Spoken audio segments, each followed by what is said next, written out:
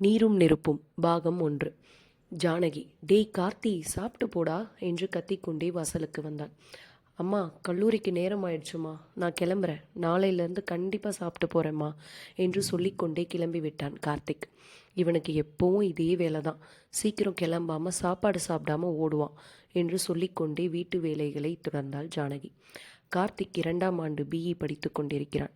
அவன் அப்பா ஒரு அரசு அலுவலகத்தில் வேலை செய்து கொண்டிருக்கிறார். பணியிடம் மாறுதல் காரணமாக சென்னைக்கு வந்தார்கள். மிகவும் கஷ்டப்பட்டு சென்னையில் உள்ள ஒரு கல்லூரியில் பிஇ 2ஆம் ஆண்டில் சேர்ந்தான்.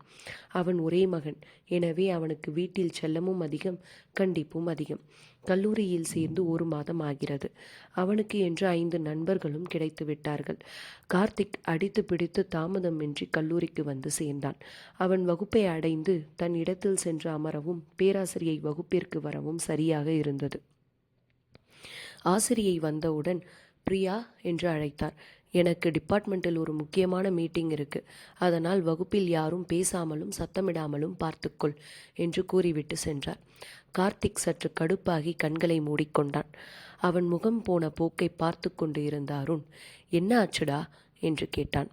அதற்கு கார்த்திக், இவளை பார்த்தாலே கடுப்பாகுதுடா, இவங்களுக்கு வேற யாரும் எப்பவும் கண்ணுக்கு தெரிய மாட்டாங்க, எல்லாத்துக்கும் பிரியாதான் என்று சீறினான்.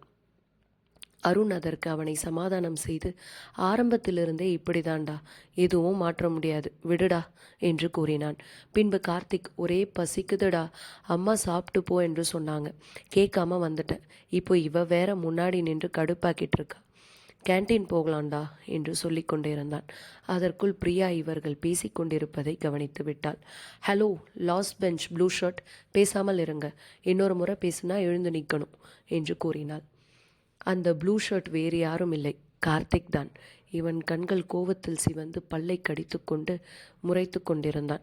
அவளோ அவனை சற்றும் பொருட்படுத்தாமல் வேறு யார் பேசுகிறார்கள் என்று கவனிக்க தொடங்கினாள். சிறிது நேரத்திற்கு பின் ஆசிரியை வகுப்பிற்கு வந்து பாடம் எடுக்க தொடங்கினார். இடைவேளை நேரத்தில் கார்த்திக்கும் அவன் நண்பர்களும் கேன்டீன் சென்றார்கள். ஹரிஷ் கார்த்திக்கிடம், ஏண்டா அவளை பார்த்தா டென்ஷன் ஆகிற என்று கேட்டான்.